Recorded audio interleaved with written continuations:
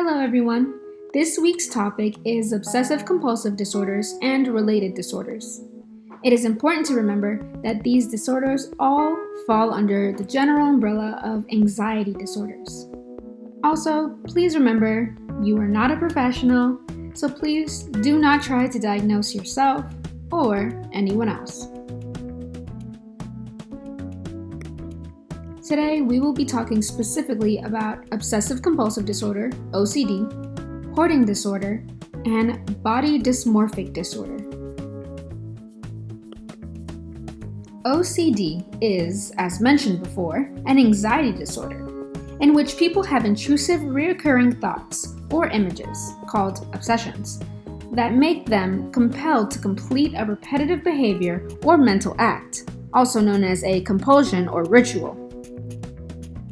Like panic disorder from last week's presentation, patients with OCD are often stuck in a cycle of obsessive thoughts, which leads to anxiety, which then leads to compulsive behaviors, which temporarily relieves anxiety, but still results in more obsessive thoughts.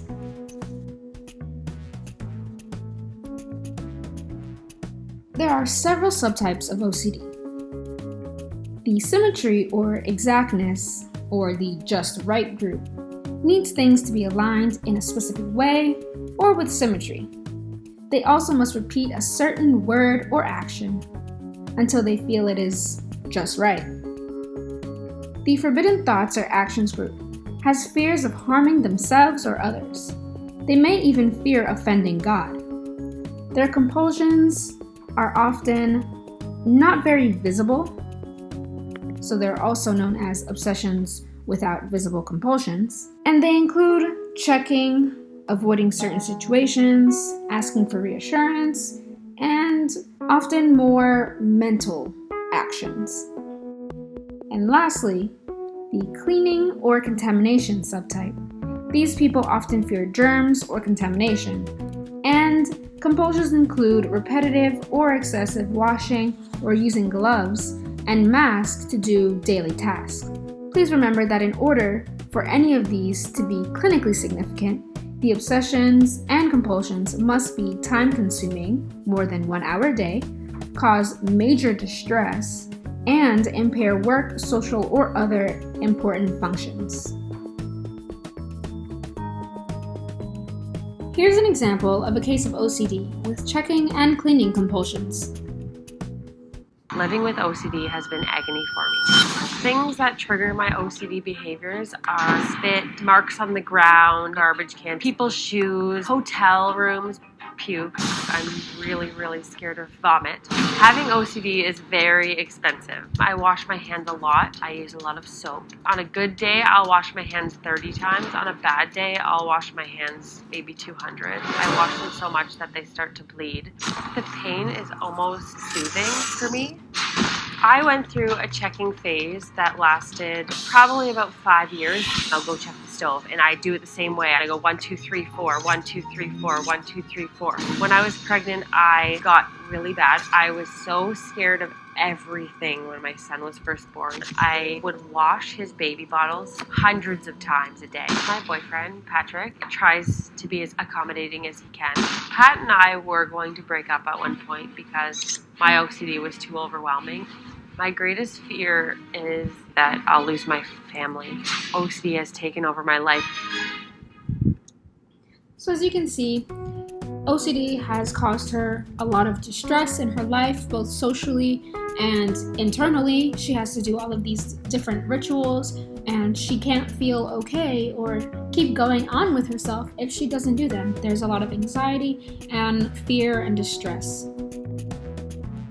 The lifetime prevalence rate for OCD is 2 to 3%. The onset differs between males and females. For males, it ranges between ages 13 to 15, but for females, it has a little bit of a later onset for ages 20 to 24, and the course, of course, is pretty chronic.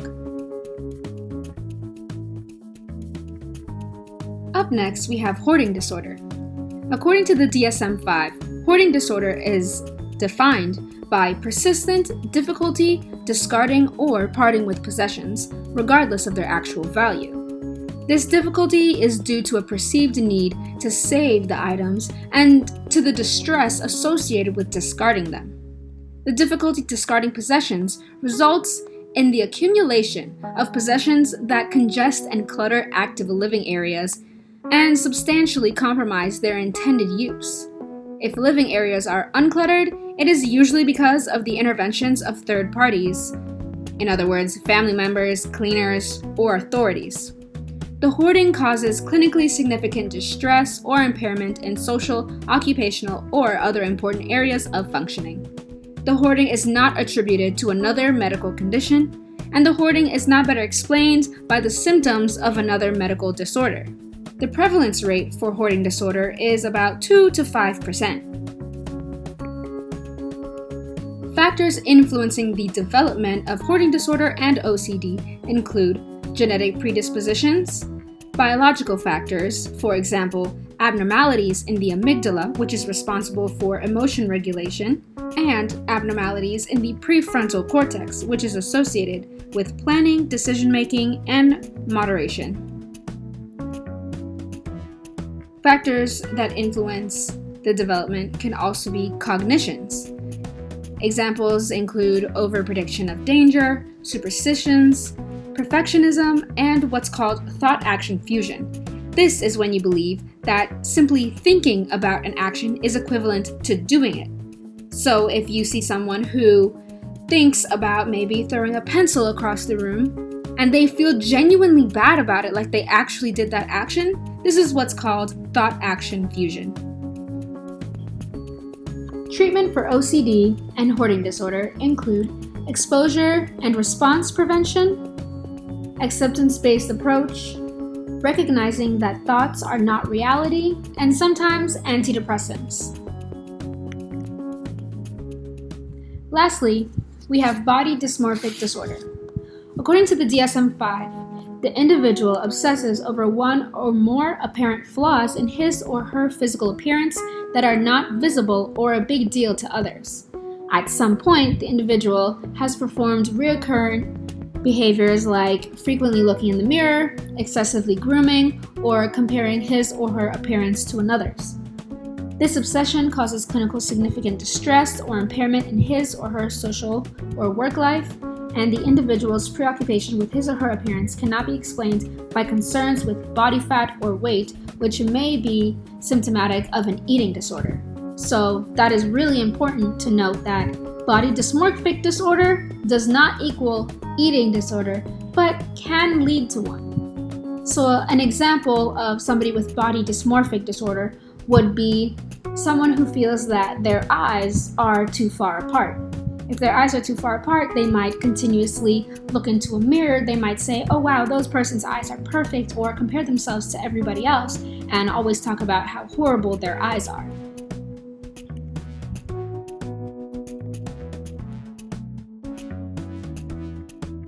Here's a study done in 2005 that gives a general percentage of the locations of the body that people obsess about most when it comes to body dysmorphic disorder. You can see skin is often the highest, so having someone who may have some acne, however they feel that their face is disgusting and there's too much acne on their face and they're always obsessing about it, they might constantly buy products for it. Then there's hair, nose, stomach, teeth, weight, breasts, buttocks, eyes, thighs, eyebrows, overall appearance of the face, a too small body build, legs, face size or shape, chin, lips, arms or wrists, hips, cheeks, and lastly, ears. So as you can see, it can be any part of your body that someone can obsess over. It can be their hands. They can feel that their fingers are too long or their hands are too stubby. The prevalence rate for body dysmorphic disorder ranges from 1 to 15%, and treatments include exposure and response prevention and cognitive therapy. Thank you so much for tuning in today, and I hope to see you guys next week.